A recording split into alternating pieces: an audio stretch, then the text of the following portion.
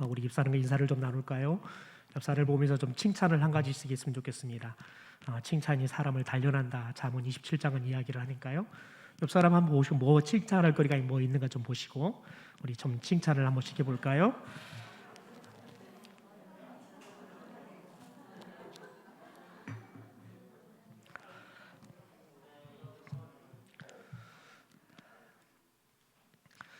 지난 8월에 뜬금없이 집에 택배가 하나 왔습니다. 보니까 전혀 모르는 곳에서 왔어요. 그냥 회사 이름만 나왔는데 그래서 제가 회사 이름을 인터넷으로 검색해 봤더니 마스크를 만드는 회사였습니다.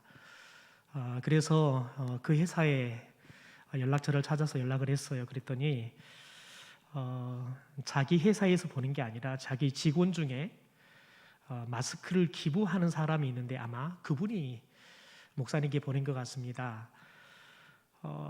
근데 도대체 그분이 누군지를 안 밝히는 거예요. 그래서 이제 뭐 꼭 자신의 이름을 밝히겠으면 연락을 주겠지 생각하고 그냥 감사하는 마음으로 마스크를 받았어요. 그런데 휴가를 보내는 중에 저희 집사람에게 카톡이 하나 왔어요. 그것은 제가 재난교회에 사역하면서 제가 돌보았던 교구에 젊은 남녀 집사님이 계셨습니다. 그런데 제가 그 부부를 볼 때마다 마음이 늘 아파요. 그리고 그분들이 서울 쪽으로 이제 이사를 가게 되었는데 제가 이제 이사를 가기 전에 예배를 함께 드리면서 창세기 26장의 말씀을 줘서요. 창세기 26장의 말씀을 주면서 12장에 나와 있는 하나님께서 아브라함에게 주셨던 말씀들을 또 같이 나누었어요. 그런데 그 부부에게는 안타까운 사정이 있어요. 참 귀한 부부예요. 믿음도 참 귀하고 또 신앙생활하는 모습도 참 보고 있으면 예쁘다라는 표현이 딱 맞을 만큼 신앙생활을 하시는 분들이세요. 그런데 아기가 없어요. 40 중반이 됐는데 아기가 없어요. 그런데도 불구하고 두 부부는 주신 것도 하나님이고 또 주지 않는 것도 하나님이니까 하나님이 주시려고 계획하고 계신다면 주실 것이고 또 주시지 않는 것이 하나님의 계획이라 그러면 또 주지 않는 것도 우리에게 복이다라는 생각을 가지고 두 부부가 아이 없는 것에 대해서는 크게 서로 이야기하지 않고 그것조차도 감사하며 사시면서 본인들에게 주신 달란트를 가지고 좀 교회에서 참 열심히 신앙생활하고 또 그러다가 이제 사업 때문에 서울 쪽으로 올라가게 되셨는데 아내 되시는 집사님께서 저희 집사람에게 카톡을 보냈어요. 자신의 남편이 그렇게 목사님께 선물을 보냈다고. 그러면서 그분이 남긴 카톡의 내용이 뭐냐면 이사할 때 목사님께서 저희 가정에 오셔서 예배를 드리면서 주셨던 그 말씀을 기억하고 그 말씀대로 살기 위해서 애쓰고 있다는 거예요. 그래서 본인들이 복의 근원이 되어서 복을 나누기 위해서 어려울 때 필요한 사람들에게 본인의 회사에서 만들고 있는 마스크들을 기부하는 일들을 하고 있는 거예요. 참 그 이야기 듣는데 말씀은 제가 전했는데 정말 그 말씀을 누리는 사람들은 그 두 부부더라고요. 그래서 말씀을 전한 저는 과연 그 부부처럼 말씀을 전하고 나는 그 말씀을 믿고 복의 근원으로 복을 나누는 삶을 살고 있는지 또 한 번 깊이 있게 또 생각하는 시간들을 가졌는데요. 그러면서 하나님의 말씀을 나눈다는 것이 참 귀하다라는 생각들을 하고 또 사람들의 삶들을 더 훨씬 더 풍성하게 한다는 생각들을 하게 되었습니다. 여러분 오늘 말씀을 저와 여러분이 함께 좀 나누면서 오늘 말씀은 저와 여러분의 삶을 좀 세밀하게 좀 돌아봤으면 좋겠고요. 더 나아가서는 그냥 돌아보는 것으로 멈추지 않았으면 좋겠어요. 오늘 말씀이 여러분의 삶의 모습을 조금 더 변화시키고 그래서 저와 여러분이 하나님도 또 사람들도 좀 감동시킬 수 있는 그런 삶으로 변화된다면 하나님의 특별한 은혜와 또 성령의 역사가 저와 여러분 가운데 있는 줄 믿습니다. 지난주는 우리가 사울을 죽이지 않고 옷자락만 베었음에도 불구하고 다윗이 마음이 찔렸다라고 말씀을 좀 나누었습니다. 여러분, 그런데 오늘 말씀을 보면 다윗이 마음이 찔렸다라는 그 말은 본인이 죄를 지었다라는 말은 아니라는 것들을 알게 되어집니다. 왜냐하면 11절에 보면 그렇게 이야기를 합니다. 내가 왕을 죽이지 아니하고 고도자락만 베었은즉 내 손에 악이나 죄가가 없는 줄 오늘 아실지니이다. 그러니까 자신이 옷만 벤 것, 그것은 죄가가 없다는 거예요. 그것도 자신도 그것은 죄가 아니라고 생각하는 거예요. 그리고 사울도 지금 저에 대해서 여러 가지 오해가 있지만 다윗이 결코 죄를 지은 게 아니구나. 그것들을 당신이 알 겁니다 라고 이야기를 하는 걸 봐요. 여러분, 그리스도인들의 양심이라는 것은 우리들이 죄를 지었느냐 죄를 짓지 않느냐 거기에서 기준이 된다 그러면 여러분, 예수 그리스도를 닮아가는 그리스도인의 진정한 삶의 모습이라 할 수 없어요. 오늘 다윗을 통해서 우리 가운데 보여주시는 건 뭐냐면 그리스도인들의 윤리의식은 단순하게 세상이 말하는 기준의 죄성을 가지고 있느냐 없느냐가 아니라 여러분, 저와 여러분이 A를 갖추었느냐 안 갖추었느냐, 심지어 여러분 A를 갖출 수 없는 사람임에도 불구하고 그 사람에게 내가 A를 갖추었느냐 갖추지 못했느냐, 그것조차도 저와 여러분이 마음에 찔림이 있어야 돼요. 그러니까 저와 여러분이 가지는 양심의 수준은 세상 사람들보다 훨씬 더 높아야 한다는 거예요. 여러분, 그럴 때 저와 여러분이 그렇게 살고 난 다음에 떳떳할 수 있어요. 더 나아가서 저와 여러분이 그런 삶을 살아갈 때 사람들을 감동시킬 수 있는 거예요.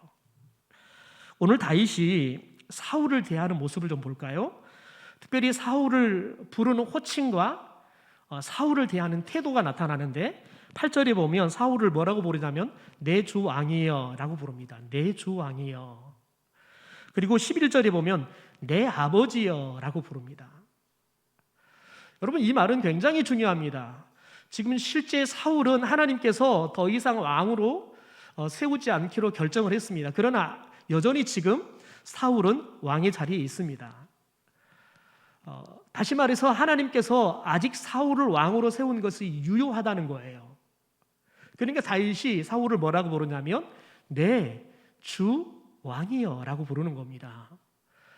그러니까 여전히 자신을 죽이려고 계속해서 쫓아다니고 자신에게 악을 행하는 사울이지만 다윗은 하나님께서 아직 여전히 그를 왕의 자리에 앉혀 놓으셨기 때문에 왕으로 불러주는 겁니다. 그냥 단순하게 그냥 폼나게 부르는 것이 아니라 다윗은 아직 사울을 왕으로, 그것도 나의 주인, 나의 왕으로 그렇게 불러주는 겁니다. 또 하나는 11절에 나의 아버지여라고 부르지요. 이 말은 뭐냐면 사울이 여전히 다윗이 사울을 자신의 장인 어른으로, 다시 말해서 자신의 아내의 아버지로, 그래서 나의 아버지로 부르는 겁니다. 여러분, 그렇죠. 세상의 아버지들은 특별히 자녀들을 위해서는 자신의 목숨도 내어줄 수 있는 게 아버지죠. 그러나 어쩌다 한 번씩 보면 불의한 아버지가 있습니다. 자식을 두드러 패거나 자식에 대한 아버지의 책임을 다하지 않고 아이들을 방임하는 그런 좋지 않은 아버지도 보지요. 여러분, 그런데 여러분, 세상 사람들은 흔히들 그렇게 이야기할 수 있습니다. 그런 아버지라 그러면 아버지 역할을 못하니까 아버지로 내가 더 이상 대우하지 않겠다라는 사람도 있습니다. 제가 춘천에 사역할 때 굉장히 감동스러운 모습을 한번 보게 되었는데요. 그분들이 교회를 다니신 분들은 아니셨습니다. 그런데 아들이 하나가 있는데 아버지가 시각장애를 갖고 계셨습니다. 그리고 어머니도 장애를 갖고 계셔서 정상적으로 아이를 키울 수가 없었습니다. 그리고 정상적인 직업 생활을 할 수 없기 때문에 생활보호 대상자로 살아가는 거예요. 그런데 이 아이는 머리도 굉장히 영석하고 더 나아가서는 이 아이가 굉장히 재주가 많아요. 그림도 잘 그리고 글도 잘 쓰고 운동도 잘하고 정말 팔방미인이에요. 그러니까 이 아이가 고등학생이 되니까 이 아이가 아버지보다 엄마보다 훨씬 더 모든 것이 다 뛰어난 거예요. 심지어 삶에 대한 지혜들을, 그리고 살림 사는 것도 훨씬 더 아버지보다 엄마보다 뛰어나는 거예요. 더 나아가서는 자신의 아버지나 엄마는 밖에 나가면 사람들이 이렇게 무시를 하는 거예요. 심지어 자신의 친구들이 아버지나 엄마를 놀리는 거예요. 그러니까 그런 엄마와 아버지와 길을 걷는 것들을 굉장히 창피해했어요. 그런데 이 아이가 고등학생이 되어서 철이 드니까요, 이제 자신의 아버지와 엄마를 지키는 거예요. 누가 무시하면 나서서 그런 사람들과 싸우는 거예요. 여러분, 그런데 그 아이가 어떤 말을 하냐면 사람들에게 무시를 당해도 나에게는 아버지라는 거예요. 나에게는 엄마라는 거예요. 저분들은 나에게 다른 부모들처럼 내가 모든 것들을 할 수 있도록 뭐 학원을 잘 보내준 것도 아니고, 맛있는 것들을 먹을 수 있도록 내가 먹고 싶은 것들을 늘 사주는 것도 아니고, 내가 원하는 메이커의 신발이나 옷을 사주는 것도 아니지만, 그러나 저분들이 있기 때문에 내가 있다는 거예요. 그러면서 자신의 엄마와 아버지를 정말 이렇게 떠받들고 사는 거예요. 그리고 늘 엄마 아빠에게 감사하는 마음을 늘 고백하고 사는 거예요.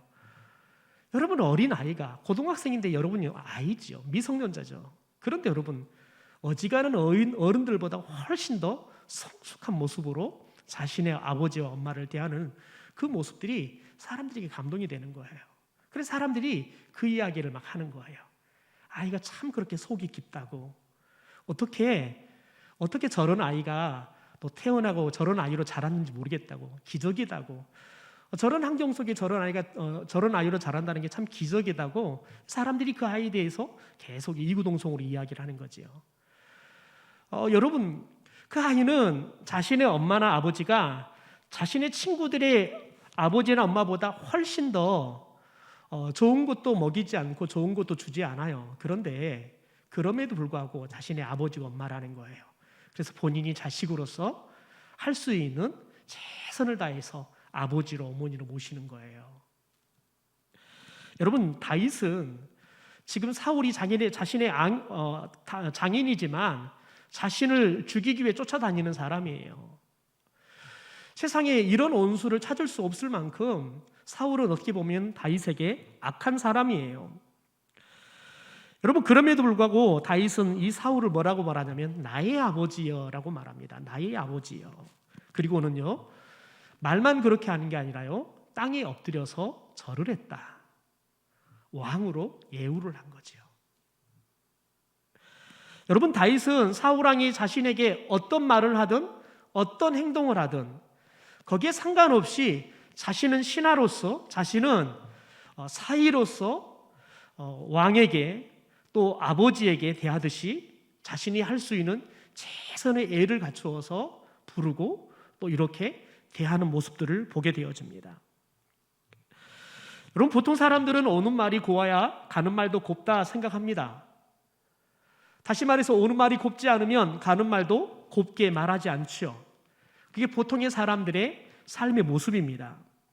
그러나 여러분, 하나님 앞에 믿음으로 살았던 다윗은 보통의 사람들처럼 살지 않았다는 거예요. 그는 하나님 앞에 살았다는 거예요. 그는 여러분, 하나님을 대하듯이 사울 왕을 대하는 거예요. 그가 어떻게 나를 대하든 상관없이 본인은 하나님이 세운 왕으로, 하나님이 내게 세워주신 아버지로 그는 최선을 다해서 대하는 거지요.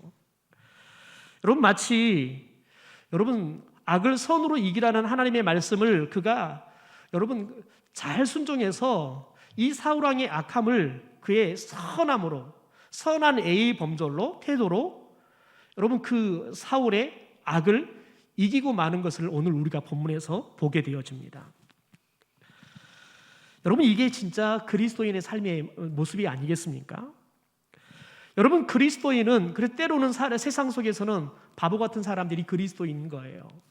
때로는 여러분 그리스도인들은 여러분 세상 사람들이 보기에 참 어리석다, 참 저렇게 계산이 안 되나, 여러분 그런 모습이 있을 수 있어요. 여러분, 그리스도인들은 그리스도인들은 세상 사람들이 봤을 때에는 진짜 바보 같은 삶을 때로는 살 수 있다는 거지요. 그럼에도 불구하고 여러분, 저와 여러분이 바보로 살아도 우리가 하나님의 말씀을 따라서 살 수만 있다 그러면 저와 여러분은 바보의 삶을 선택할 수도 있어야 돼요. 여러분, 때로는 우리들이 나도 감정이 있고 생각이 있어요. 사람들이 나에게 어떻게 대하는지 나도 느껴지고 알아요. 여러분, 그렇지만 그리스도인들은 저 사람이 나에게 어떤 말을 해주고 어떻게 대하든 상관없이 나는 그를 대할 때에는 늘 선하게 대해야 될 줄 믿습니다. 여러분, 그게 하나님이 우리에게 가르쳐 주시는 삶의 태도예요. 하나님의 나라의 백성들의 삶의 모습이라고요. 사도 바울은 사람을 대할 때든 무슨 일을 하든지 마음을 다해 주께 하듯 해라 라고 이야기를 합니다. 그러니까 사람을 대할 때에도 주께 하듯 하라는 거예요. 사람을 대하듯 하지 말고 주를 대하듯이 하라는 거예요. 무슨 일을 하든지 주의 일을 하듯이 하라는 거예요. 여러분, 주의 일을 하듯이 주께 하듯 하라는 건 뭐냐면 주님은 저와 여러분의 생각조차도 저와 여러분이 무슨 말을 했는 때로는 말해놓고 잊어먹어버려도 그것들을 다 아시는 분이세요. 여러분, 그런데 그 주님이 늘 나와 함께 하시고 나의 일거수일투족을 다 보고 계시는 분이라는 거예요. 그래서 늘 주님 앞에서 몸가짐을 조심하고 주님 보시기에 너 생각이 옳다, 내 행동이 옳다라고 칭찬할 수 있는 모습으로 살아라는 거예요. 여러분, 그래서 그리스도인은 사람들이 우리에게 대하는 모습으로 우리는 사람을 대하는 것이 아니라 주님이 나를 대하는 모습으로 우리는 사람을 대해야 될 줄 믿습니다. 왜냐하면 우리는 죄인임에도 불구하고 하나님은 저와 여러분을 죄인으로 취급하지 않고 용서하시고 그분의 사랑으로 우리를 대하셨기 때문에 그렇습니다. 우리가 아직 죄인 되었을 때 그분은 사랑으로 우리를 찾아오셨습니다. 우리가 아직 여러분 죄인이었을 때 그분은 우리를 용서해 주시고 그래서 우리를 그분의 사랑으로 감동시키셔서 우리들이 그분이 우리를 사랑한 것처럼 우리도 주님을 사랑하고 서로 사랑하는 삶을 살 수 있도록 인도하시는 분이 하나님이기 때문에 그렇습니다. 여러분, 두 번째 말씀을 보면 특별히 여러분 다윗은 도대체 왜 이렇게 그러면 사울 왕을 대할 수 있었냐 이겁니다. 여러분, 이것은 뭐냐면 다윗은 사울에 대한 기대가 있어서가 아니라 하나님에 대한 기대가 있었기 때문에 이렇게 사울 왕을 대할 수 있었습니다. 여러분, 사람은 우리가 의지하고 기대할 대상이 아닙니다. 사람은 용서하고 사랑할 대상일 뿐입니다.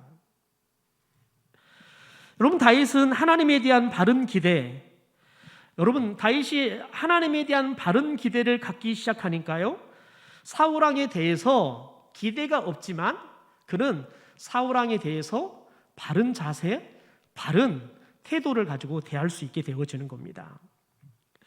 먼저 여러분, 다윗은 하나님에 대한 어떤 기대를 갖고 있었냐면 하나님을 재판장으로 고백합니다. 우리 12절을 보면 여호와께서는 나와 왕 사이를 판단한다, 재판한다 라고 이야기합니다. 또 15절은 그런즉 여호와께서 재판장이 되어 나와 왕 사이를 심판하신다, 재판하신다 라고 이야기합니다. 여러분, 하나님은 전지하신 분이십니다. 지금 다윗은 여러 가지 오해를 받고 있어요. 마치 여러분 다윗이 죄가 있어서 사울 왕이 자기를 죽이려고 쫓아다니는 것처럼 사울 왕은 그렇게 다윗에 대해서 모함하지요. 또 더 나아가서는 많은 사람들이 또 다윗에 대해서 그렇게 또 모함을 합니다. 여러분, 그런데 다윗은 사울 왕이 그리고 세상 사람들이 자신에 대해서 그렇게 오해하고 잘못된 생각을 갖고 있다 할지라도 나를 바라보시는 하나님만은 나에 대해서 정확하게 한다는 거예요. 내가 정말 의로운지 사울 왕이 의로운지 하나님께서는 나와 이 사울 왕 사이에 정확하게 판단하시고 누가 의로운지를 판단하시고 그런 사람을 반드시 심판하실 것이다, 그렇게 고백하는 거지요. 여러분, 우리가 하나님에 대해서 정확하게 안다 그러면 여러분, 우리들이 첫째는 우리가 하나님 앞에서 바른 신앙생활들을 경주할 수 있어요. 더 나아가서는 우리들이 이렇게 사람들과 살아가면서 오해받는 일들이 참 많아요. 때로는 여러분 말을 하는데 어떤 사람과는 말이 참 통하지 않는 경우가 있어요. 말만 하면 사람들이 오해를 하는 거예요. 여러분 그러면 참 억울하지요. 나는 그렇게 말하지 않는데 사람들은 마치 내가 그렇게 이야기한 것처럼 생각하고 또 그렇게 자기들끼리 수군대고 그래서 사람들이 나를 바라보는 눈빛이 좀 참 불편하게 대하는 그런 경우들을 흔히들 겪지요. 여러분 그런데 그럴 경우에 우리들은 때로는 마음의 용기가 있으면 의분이 막 나기 시작하면 사람들을 찾아다니면서 사람들이 잘못된 생각을 하고 있다고 자꾸 이제 잘못된 오해를 풀어주려고 시도하는 분들이 계십니다. 제가 사역할 때 한 목사님께서 굉장히 정의감에 사로잡혀 있는 목사님이 계세요. 그런데 한 권사님께서 이 목사님의 말투에 대해서 마음에 안 드셨어요. 그래서 오해를 하시고는 이 목사님에 대해서 모함하는 이야기를 하기 시작했어요. 그런데 이런 이야기들이 가만 뒀더니 계속해서 퍼져가는 거예요. 계속해서 끝을 모르고 퍼져가는 거예요. 그러니까 어느 날 이 목사님께서 이대로 뒀다가는 내가 정말 못쓸 목사가 되겠구나. 이런 상태에서 내가 나를 그렇게 생각하고 있는 성도들 앞에 서서 내가 어떻게 하나님의 말씀을 전하겠냐는 거예요. 그래서 자신이 하나님의 말씀을 전하기 위해서라도 자신이 사람들을 쫓아다니면서 오해를 풀어야겠다는 거예요. 그래서 그분이 이제는 본인의 교구 신방을 하는 게 아니라 그런 말을 하고 하는 사람들을 찾아다니면서 그걸 오해라고 이야기하는 거예요. 여러분도 오해가 풀리는 게 아니라 더 싸움만 커져가는 거예요. 더 커져가는 거예요. 심지어 여러분, 목사님이 또 당신 그 소리 누구한테 들었습니까? 말하니까 하도 목사님이 무섭게 이야기하니까 이야기를 해주는 거예요. 그러니까 이제 그 목사님이 또 찾아가는 거예요. 그랬더니 그분이 목사님 누가 내가 그런 말을 했다고 합디까? 그러니까 이제 그 집사님이 합디다. 그러니까 또 이제 그 집사님과 대번 또 싸우는 거예요. 그러니까 여러분 싸움이 목사님만 하는 게 아니라 이제는 또 집사님과 권사님 사이 교인들이 또 싸움이 되는 거예요. 여러분 그러니까 이게 교회가 난장판이 되는 거예요. 여러분 저와 여러분이 하나님 앞에서 바른 신앙생활을 하고 더 나아가서는 하나님께서 나의 삶, 우리의 삶에 대해서는 정확하게 판단하시고 재판하실 거라는 믿음이 있으면 여러분 굳이 내가 나서서 누가 옳은지 누가 틀린지 여러분 따질 필요가 없다는 거예요. 왜냐하면 그것은 내가 할 일이 아니라 누가 할 일이에요? 하나님이 하실 일이에요. 여러분 두 번째는 다윗은 반드시 갚아주시는 하나님이라고 고백합니다. 우리 12절 말씀을 좀 같이 한번 읽어볼까요? 시작. 여호와께서 나를 위하여 왕에게 보복하시려니와 내 손으로는 왕을 해하지 않겠나이다. 15절요. 나의 사정을 살펴 억울함을 풀어주시고 나를 왕의 손에서 건지시기를 원하나이다 하니라. 여러분 오늘 이 말씀 가운데 보면 다윗은 하나님께서 자신의 사정을 잘 살핀다는 거예요. 그래서 자신의 이 억울함들을 풀어주실 거라는 거예요. 심지어 여러분 왕에게 보복을 해줄 거라는 거예요. 그러니까 여러분 본인이 사울왕에 대해서 보복을 안 하는 거예요. 그것은 하나님이 하실 일이지 내가 할 일이 아니라는 거예요. 내가 왕에게 할 일은 왕으로서 내가 최선을 다해서 애우하는 거예요. 내가 사위로서 사울왕을 최선을 다해서 아버지로 애우하는 거예요. 사울왕이 왕이 되어서 충신인 자신의 이 충직한 그런 정말 그 마음을 모르고 오해하고 자신을 죽이려고 하는 여러분 그런 왕이지만 결코 그 왕에 대해서 왕이 잘못 생각했습니다.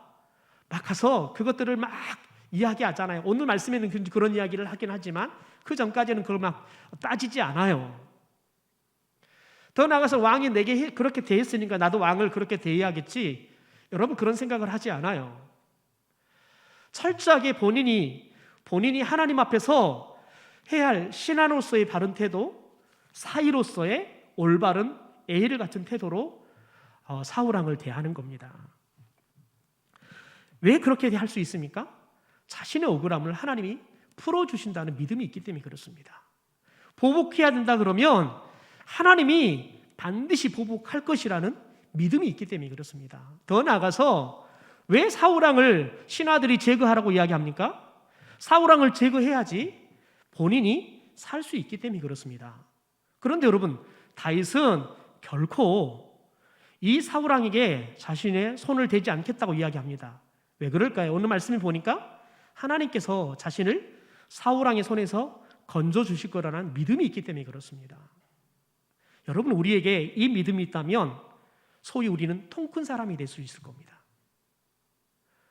어지간한 일에 흔들리지 않는 통 큰 사람이 될 수 있을 거예요. 어지간한 사람에 대해서 우리들이 여러분 여유를 갖고 그 사람의 잘잘못을 따지기보다는 그를 때로는 긍휼히 여기고 때로는 그가 하는 모습들을 여러분 칭찬할 수 있는 사람이 되는 거지요. 저는 순천제일교회에서 홍성호 목사님을 담임 목사님 모시면서 그분에게 참 좋은 점을 배웠던 건 뭐냐면 그분은 부교육자들을 본인의 경쟁 대상으로 보지 않아요. 제가 모셨던 목사님들 중에서는 때로는 설교를 잘하는 부목사를 경쟁 대상자로 생각하고 설교를 잘한다는 이야기가 들리면 설교를 시키지 않는 거예요. 어떤 목사가 기도를 잘하면 그 목사가 기도 인도하는 것을 못하게 하는 거예요. 늘 홍성호 목사님께서 제게 이야기했던 건 뭐냐면 당신도 하나님 앞에서 목사이고 나도 하나님 앞에서 목사이다. 우리는 하나님 앞에서 하나님이 주신 각각의 사명을 따라 일하는 사람들이다. 그래서 그 각자의 사명을 우리들이 함께 협력해서 일하면 이 교회가 하나님이 세운 우리들을 통해서 빈틈없이 건강하게 세워질 것이다. 담임 목사 앞에서 일하지 말고 하나님 앞에서 일해라. 하나님 담임 목사가 원하는 일이 아니라 하나님이 원하는 교회의 일이 뭔지를 먼저 판단해라. 늘 그렇게 가르치셨습니다. 그분은 설교를 잘하고 내려오면 때로는 그렇게 이야기했습니다. 송 목사 나에게 좀 설교문을 줬으면 좋겠어. 설교가 너무 좋아. 나 그 설교문 좀 보고 싶어. 설교문을 요구하는 겁니다. 여러분, 그분은 서울대 나오신 분이에요. 미국 유학다 갔다 오신 분이에요. 학력으로는 지식으로는 누구도 따라올 수만큼 깊이 있는 지식을 가진 분이에요. 여러분, 그런데 부목사가 굉장히 깊이 있는 설교를 하면 그 설교문을 달라고 요구하시는 거예요. 그리고는 그것을 가지고 다시 어떻게 이 목사는 이 본문을 이렇게 묵상할 수 있었을까? 다시 생각하시는 거예요. 그래서 부목사에게도 무언가 배울 게 있으면 배우려고 하는 태도들, 그런 모습들을 늘 가르쳐 주셨어요. 참 귀한 가르침이죠. 여러분, 저와 여러분이 하나님 앞에서 단독자로 설 수 있어야지만 여러분 누구와 경쟁하지 않습니다. 왜냐하면 하나님은 저와 여러분을 누구와 비교하시는 분이 아니십니다. 저와 여러분 그 자체를 하나님께서는 바라보시는 거예요. 저와 여러분이 5달란트를 가졌든 2달란트를 가졌든 1달란트를 가졌든 하나님은 비교하지 않으세요. 하나님이 나에게 주신 달란트만큼 하나님 우리에게 요구하시는 거지요. 여러분, 저와 여러분이 하나님에 대해서 바르게 할 때 저와 여러분이 세상 사람들과 살아갈 때에도 정말 우리들이 진짜 하나님의 나라의 백성답게 살 수 있는 거예요. 여러분, 특별히 이 말씀을 준비하면서 굉장히 독특하게 해석해 놓은 목사님의 말씀을 볼 수 있었습니다. 다윗이 이렇게 하나님을 의지했음으로 말미암아 다윗에게 온유함이라는 것을 알 수 있었다는 거예요. 여러분, 하나님을 전적으로 신뢰할 때 여러분 우리들이 상대방이 나에게 악하게 대할 때 우리들이 그가 나에게 악한 감정을 줄 때 나도 그냥 악한 감정으로 말하지 않는다는 거예요. 아무리 그가 나를 악하게 대하더라도 내가 하나님 앞에서 하나님이 나의 이 상황을, 이런 사정을 하나님께 잘 알고 계신다. 그래서 내가 혹시 억울한 일이 있다면 하나님께서 그 억울함을 풀어주시고 때로는 내가 저 사람 때문에 공격을 받아서 이제 내가 좀 그런 것들에 대해서 보복해야겠다. 그러면 하나님이 직접 보복하시겠다는 거예요. 그 믿음이 있으면 절대 우리들이 사람의 말이나 행동 갖고 일희일비하지 않는다는 거예요. 우리들이 늘 그리스도의 성품으로 사람을 대할 수 있다는 거예요. 근데 그 성품이 바로 온유함이라는 거예요. 왜냐하면 예수님이 뭐라고 말하냐면 나는 겸손하고 온유하다. 그래서 내게 배우라라고 이야기해요. 내게 배우라. 겸손과 온유함을 배우라라고 이야기하는 거예요. 여러분, 그러면서 다윗이 썼던 시편 37편의 말씀 가운데 이렇게 그가 고백하는 그 말씀이 나오죠. 우리 같이 함께 읽어볼까요? 시작. 그러나 온유한 자들은 땅을 차지하며 풍성한 화평으로 즐거워하리로다. 여러분, 정말 이 말씀의 주인공이 바로 다윗 아니겠습니까? 다윗이 최초로 여러분 이스라엘 남유다와 북이스라엘이 통일된 완전한 여러분 온전한 나라를 다윗이 만들어요. 다시 말해서 온유한 자들은 땅을 차지할 것이라는 이 말씀의 주인공이 되는 거예요. 여러분, 다윗 시대만큼 여러분 이 온 나라가 화평을 이루고 더 나가서 주변에 있는 나라들과 화평을 누릴 때가 없었어요. 다윗이 온유하니까요, 여러분 온 나라가 통일왕국이 되어서 화평한 거예요. 주변의 나라들과도 다 화평하게 즐겁게 살아가는 거예요. 여러분, 저와 여러분이 전쟁을 잘하면, 똑똑해서 일을 잘하면 땅을 차지하는 게 아니에요. 저와 여러분이 예수 그리스도의 성품을 닮아서 온유한 자가 되어지면 하나님의 약속의 말씀처럼 땅을 차지하는 사람들이 되게 될 줄 믿습니다. 저와 여러분이 그 누구와도 화평을 누리는 즐거운 삶을 살게 될 줄 믿습니다. 마태복음 5장 5절의 말씀에 보면 예수님께 제자들에게 산상수훈의 말씀을 통해서 가르쳐 주시는 복 중에 하나가 뭐냐면 온유한 자가 누리는 복입니다. 우리 같이 한번 읽어볼까요? 시작. 온유한 자는 복이 있나니 그들이 땅을 기업으로 받을 것이요. 여러분, 저와 여러분이 이 말씀이 생명이 있는 말씀, 예수 그리스도가 우리 가운데 약속으로 주시는 말씀이 성취되어지기를 주님의 이름으로 축원합니다.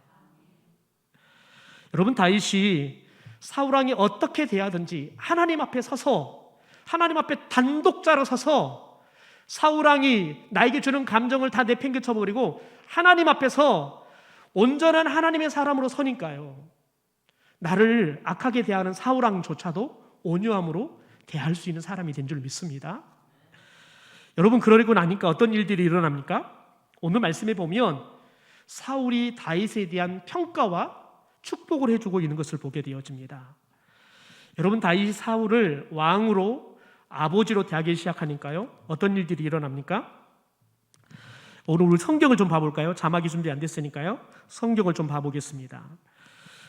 우리 16절 말씀도 좀 같이 한번 읽어볼까요? 시작. 다윗이 사울에게 이같이 말하기를 마침에 사울이 이르되 내 아들 다윗아 이것이 내 목소리냐 하고 소리를 높여 울며. 보십시오. 아버지라 부르니까 사울이 다윗을 뭐라고 부르니까? 내 아들아. 내 사이가 아니에요. 내 아들아. 내 아들아라고 이야기하는 거예요. 다윗이 아버지라 부르니까요, 그냥 사울은 여러분 평범한 사람이에요. 아버지라 부르니까요, 오는 말이 아버지가 나오니까 가는 말이 뭘로 나가요? 아들 나가는 거예요. 더 나가서는 여러분 소리 높여 울었대요. 소리 높여 울었대요. 여러분, 이 울음이 무슨 울음일까요? 기쁜 울음일까요? 슬픈 울음일까요? 17절의 말씀을 보면 회개의 눈물입니다. 우리 같이 17절 읽어볼까요? 시작. 다윗에게 이르되 나는 너를 학대하되 너는 나를 선대하니 너는 나보다 의롭도다. 그가 고백을 합니다. 내가 너를 학대했다는 거예요. 내가 너를 학대하는 아버지였다는 거예요. 충신이었던 너를 내가 학대한 왕이었다는 거예요. 그런데 그러면서 뭐라고 말하면 그럼에도 불구하고 너는 나를 선대했다는 거예요. 그러니까 나보다 너가 더 의롭다 라고 평가하는 거예요. 여러분, 이렇게 평가하니까 뭐라고 말이 나옵니까? 그 다음에 18절 읽어볼까요? 시작. 너가 나 선대한 것을 오늘 나타냈나니 여호와께서 나를 내 손에 넘기셨으나 내가 나를 죽이지 아니하였도다. 계속요. 사람이 그의 원수를 만나면 그를 평안히 가게 하겠느냐? 내가 오늘 내게 행한 일로 말미암아 여호와께서 내게 선으로 갚으시기를 원하노라. 여러분 기가 막힌 말 아니에요? 하나님께서 선으로 갚아줄 거라는 거예요. 20절 같이 읽어볼까요? 시작. 보라, 나는 내가 반드시 왕이 될 것을 알고 이스라엘 나라가 내 손에 견고히 설 것을 아노니 그런즉 너는 내 후손을 끊이지 아니하며 내 아버지 집에서 내 이름을 멸하지 아니할 것을 이제 여호와의 이름으로 내가 맹세하리라 하니라. 여러분 정말 기가 막힌 말을 하잖아요. 정말 여러분 축복 중에 축복을 붙잖아요. 여러분 다윗이 여러분 하나님 앞에서 그가 사울 왕을 최선을 다해서 애를 갖춰 대하니까요, 사울 왕이 변해요. 사울 왕이 어떻게 변합니까? 하나님의 뜻을 따라서 다윗을 축복을 하는 거예요.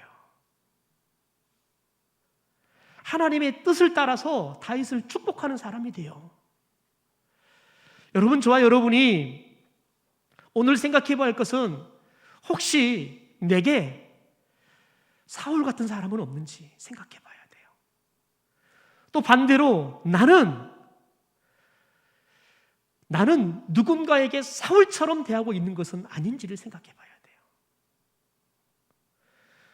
왜냐하면 우리에게는 두 가지 모습 다 있을 수 있는 위험이 있기 때문에 그렇습니다.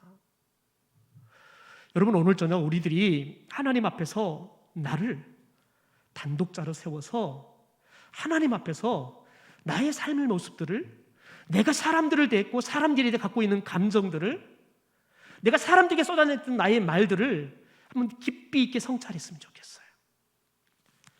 그래서 저와 여러분 가운데 사울왕의 언어와 사울왕의 마음과 사울왕의 태도가 아니라 다윗의 마음과 다윗의 언어와 다윗의 삶의 태도를 달라고 기도할 수 있는 시간이 되기를 주님의 이름으로 축원합니다.